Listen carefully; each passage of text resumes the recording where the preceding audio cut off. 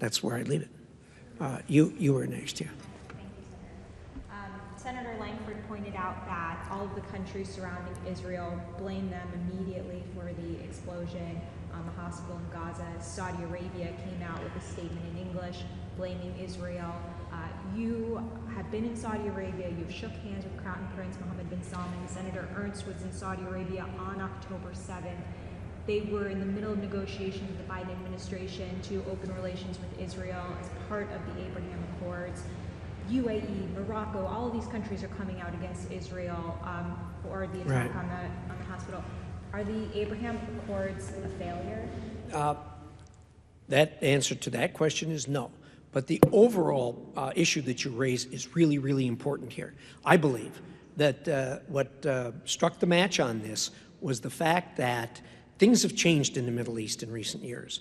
The Abraham Accords have been a tremendous success. I think they're going to continue to be a tremendous success. Obviously, it's going to be paused now as these things are happening. You've all seen in open source, which I can't comment on the details of, that Israel and Saudi were talking with the help of the United States to reach normality. This is something Iran could not stand. If there is, and I think there will be eventually, normality between Israel and Saudi Arabia, this is going to put Iran on an island, and they can't stand that. And I really believe that's why they pulled the curtain. The Iranian Foreign Ministry today. I'm sorry? The Saudi Foreign Ministry met with the Iranian Foreign Ministry today. Yeah. And look, they have said publicly. I have talked with them, with the Saudis since then. I'm going to meet some more. I really believe that they are anxious to get to that point, to where you have normalization of relations. I met with, as you pointed out, I met with the Crown Prince earlier this year.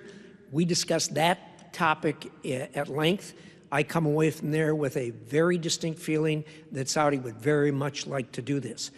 Obviously, the Persians, the Iranians, are using Arab allies, namely Hamas and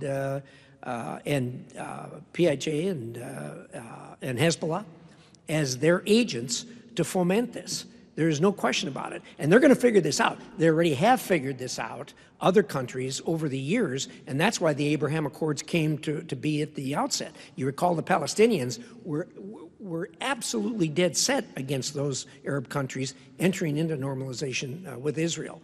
I think this is going to continue. I think in the long game, I think this is a historical act that has occurred. It's going to flow into history, but I think as we go forward, the progress that's been made in the Middle East, particularly as I talk to other countries in the Middle East since this has started, I believe it's going to go on. In the long haul, I think that I think the Iranians are going to be put on the island that they don't want to be put on.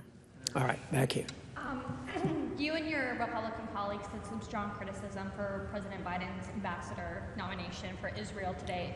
Will you be able to get on board with him, or is it time for the administration to nominate somebody else? Yeah, well, if you were at that hearing this morning, you saw that we have real problems with Jack Lew. Look, the purpose right now is to support Israel. And I believe that the right vote in supporting Israel is not to have Jack Lew as going in there as the ambassador. I suspect he's going to get confirmed on a party line vote. We all want to do what's right for Israel. If that happens, of course, we'll work with Jack Lew in the position if he gets into that position. You heard the reasons we had against it.